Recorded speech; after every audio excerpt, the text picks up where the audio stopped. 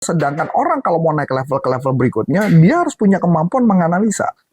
Menganalisa apa? Menganalisa performa dia udah lebih bagus atau belum. Kalau dibilang, I'm okay, saya baik-baik aja kok kerjanya, kerja saya nggak ada masalah. Berarti dia nggak punya kemampuan analisa kan?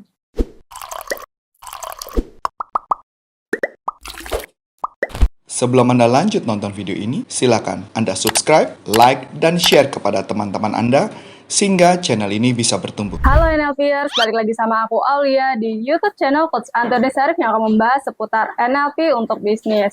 Nah, sahabat NLP, kali ini kita akan membahas skill apa aja sih yang dibutuhkan pada saat tahun baru 2025.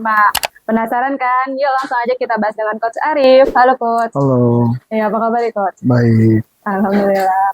Oke gini Coach, ini kan udah di penghujung 2024 ya Coach ya. Kira-kira skill-skill apa aja sih yang dibutuhkan untuk menyambut tahun 2025 nih Coach?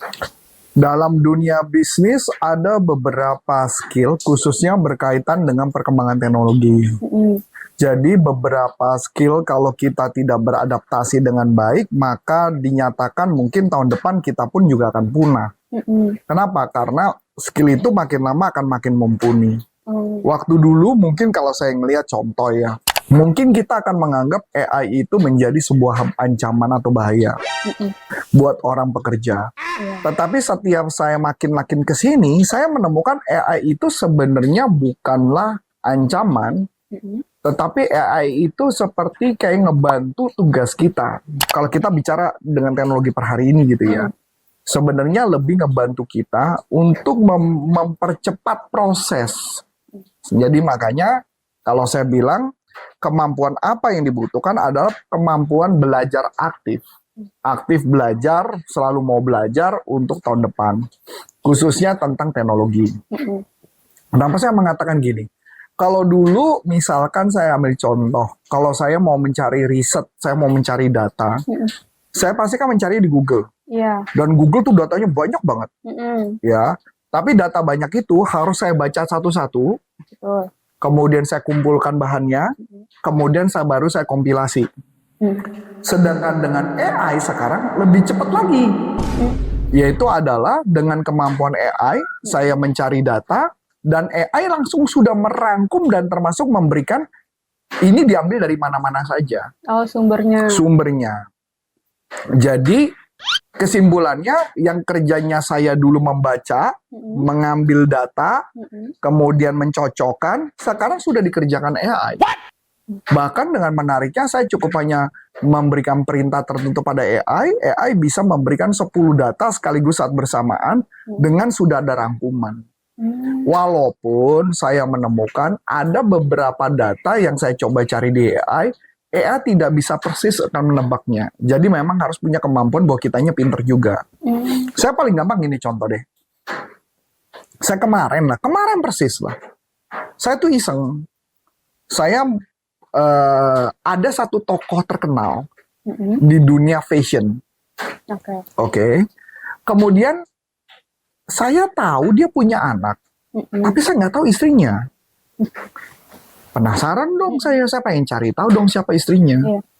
Selama saya cari di AI, 3 kali dia muncul, 3 kali istrinya beda semua namanya. Ini kalau saya cari ke-4, ke-5 mungkin juga namanya beda lagi nih. Tapi datanya dari sama, saya nggak tahu dapat dari mana data itu gitu loh. Jadi yang mungkin saya mau ucapkan, saya mau mengatakan bahwa gimana pun tentang AI, kita nggak bisa istilahnya ambil semua, nggak bisa. Kita tetap perlu ada riset.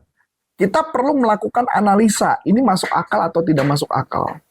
Tapi, ya mungkin ke depan mungkin AI lebih pintar lagi ya. Tapi buat saya mengatakan bahwa kemampuan kita belajar tentang AI itu sangat membantu pekerjaan lebih cepat. Contoh lagi. Saya mau buat misalnya draft kontrak. Draft kontrak itu kalau kita buat, apalagi kita nyari di Google, itu pasti banyak informasi dan kita nggak tahu yang mana. Nah bedanya kalau di AI, saya tinggal masukkan perintah, saya mau isinya apa, pasal-pasal hukumnya apa, bentuknya apa, AI bisa membuat dalam waktu singkat. Ini kan hampir sama kayak saya punya sekretaris kan, yang mengerjakan itu. Nah makanya saya cuma jawab, kemampuan belajar AI di tahun depan akan makin dibutuhkan di tahun 2025. Jadi AI bukan musuh, tapi AI menjadi teman kita. Ya walaupun sampai hari ini ya kayak kemarin saya nyobain pakai beberapa function kayak Meta AI, kayak apa gitu, hasilnya nggak gitu bagus menurut saya. Jadi memang tidak bisa 100% akurat, tetap manusianya juga yang dibutuhkan untuk lebih pintar. Itu yang pertama. Yang kedua, kita harus punya kemampuan berpikir analisa dan inovasi. Kenapa? Karena ke depan, kalau misalkan contoh tadi, AI sudah ada data, tapi kita nggak analisa, sama aja bohong. Iya. Nah, banyak orang di zaman-zaman sekarang adalah kalau saya menemukan gitu dalam dunia kerja atau dalam mahasiswa-mahasiswa yang lurus, saya juga menemukan jangankan itu ya, orang bekerja mungkin 3-5 tahun pun belum punya kemampuan analisa. Jadi artinya sedangkan orang kalau mau naik ke level berikutnya, dia harus punya kemampuan menganalisa. Menganalisa apa? Menganalisa performa dia udah lebih bagus atau belum. Kalau dibilang, I'm okay, saya baik-baik aja kok kerja saya nggak ada masalah. Berarti dia nggak punya kemampuan analisa kan? Kalau dia nggak punya kemampuan analisa, berarti bisa bekerja lebih baik? Tidak. Dia akan bekerja cara yang sama. Kalau mungkin bahasa zaman dulu adalah sebutnya namanya self-leadership. Atau self-management. Jadi dia bisa mengelola dirinya dia. Dia bisa menganalisa, bukan hanya menganalisa pekerjaan, termasuk ketika diberikan data. Ini data banyak banget. Nah, dari data banyak itu, dia bisa nggak menganalisa data mana yang dibutuhkan untuk dikerjakan. Mana yang tidak. Betul ya? Nah, itu jadi kemampuan analisa, dan dari hasil analisa, dia punya ide, ini mau diapain, inovasi. Kalau analisa doang kan ngambil data. Iya. Ini datanya. Inovasi berarti dari data tersebut, apa yang kamu mau lakukan. Maka perlu ada inovasi. Nah, yang ketiga, kita harus punya kemampuan memecahkan masalah yang kompleks. Kalau problem solving kan biasanya cuma hanya satu hal. Tapi kemampuan pemecahan masalah kompleks itu dia melihat dari beberapa faktor. Saya kasih contoh gampang. Misalkan kamu punya data yang namanya PESTEL, politik, ekonomi, sosial, teknologi, dan legal dan environment. Kamu punya data SWOT, kamu punya data macam-macam, data-data itu semua, kamu kumpulin jadi satu, bisa nggak kemampuan itu, kamu bisa memecahkan masalah dan memberikan solusi yang terbaik. Kebanyakan orang nggak bisa tuh, udah bingung tuh dia. Ini jawaban ini jawabannya ini jawabannya ini jawabannya ini. Dikawininnya kemana tuh? Nah, mereka tuh bingung. Iya. Nah, kemampuan itu yang akan sangat dipakai banget di tahun depan. Dan di tahun-tahun ke depan-depannya. Yang berikut adalah kemampuan kreatif. Karena gimana pun juga kita tahu, kalau dia sudah punya ide pemecahan masalah, dia bisa kreatif. Kreatif itu ada dua loh. Kreatif itu diambil dari kreatif ide lama, diperbarui. Jadi data-data lama, mirip-mirip, ya dibuat yang baru. Atau kayak contoh gini, baju zaman dulu, itu udah ada, diperkenalkan lagi sekarang. Itu kan kreatif yang masa lalu. Atau diperbaiki sedikit. Kreatif masa baru, kreatif yang out of the box adalah kreatif yang benar-benar yang di luar pikiran, yang orang nggak pernah mikir, yang orang nggak akan punya ide, kok bisa ada ini ya? Kok bisa itu ya? Kayak contoh deh, gampang sederhana. Saya hari ini makan, bukan saya yang makan sih, anak saya yang makan. Kalau kemarin saya yang makan sama istri saya, makan seporsi mie kari. Udah pernah makan? Seporsi mie kari itu, menurut saya idenya sederhana. Mie, kari, kayak Indomie, tapi dikasih ayam. Karinya dikentalin dikit. Dikasih daun bawang, dikasih telur telur mateng, satu piece, dijual dengan harga 39.000. Ditambah tahu, 49.000. Menarik ya? Berarti apa?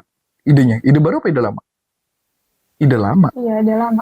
Yang dimana ada mie, Indomie, gitu, mie kari, sama dia dibikin konsep. Dengan harga, kalau Indomie berapa?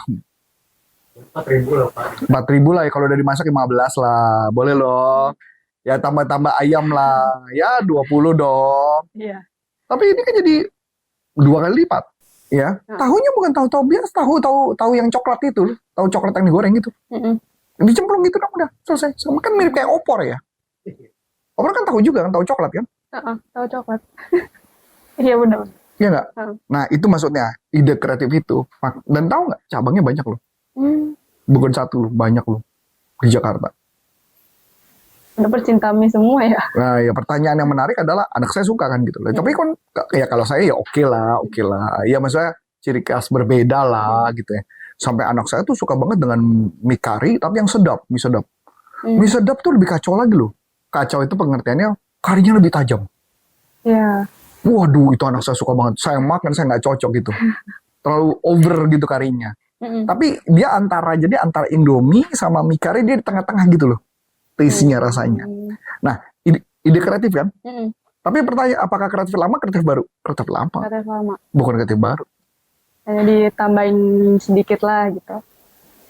Kalau dapat? Oke. Berarti segala sesuatu bisnis kan gini ya. Kalau saya, ini kalau menurut ajaran agama saya ya. Kan ada yang namanya, kalau di agama saya ada namanya Nabi Salomo gitu ya, Raja Salomo. Kalau di Muslim namanya Sulaiman gitu ya. Dia ngomong gini loh, gak ada yang baru di muka bumi. Di muka bumi ini tidak ada yang baru. Semua adalah hal yang lama diulang lagi. Ya kalau dipikir-pikir mungkin bisa jadi ya. Iya. Bisa jadi, gak ada hal yang baru di muka bumi ini. Ya rokok yang lu merokok, itu kan adalah cerita rokok dari zaman model kelintingan jagung mungkin gitu kan. Nggak ada satu yang baru di muka bumi, nggak ada. Sekarang model vape itu kan zaman dulu sudah ada yang model-model kayak begitu, cuman beda modelnya mungkin dulu pakai apa namanya? Kalau dulu rokok tuh pernah terkenal pakai itu, pakai pipa. Oh iya tahu. Jadi rokok dikasih pipa, dirokok katanya filter gitu loh. Jadi kalau sekarang ya vape kan mirip-mirip kayak gitu lah. Jadi ada perubahan-perubahan dan sebagainya. Jadi apakah ada yang something yang baru? Nggak ada. Segala sesuatu diulangin lagi. Tapi secara pemikiran-pemikiran kita bisa tahu bahwa itu ada lah gitu hal kayak gitu ya. Nah yang terakhir adalah kemampuan leadership dan influence. Bagaimana mempengaruhi orang. Kalau kita punya kemampuan kepemimpinan, kita kan bisa mengelola orang, mendevelop orang, mengembangkan orang. Kalau influence artinya mempengaruhi orang lain. Nah, kemampuan-kemampuan itu karena dibutuhkan banget tuh di masa depan. Nah, kemampuan itulah dirangkum semua menjadi satu. Itu semua bisa dipelajari di Neuro Linguistic Programming.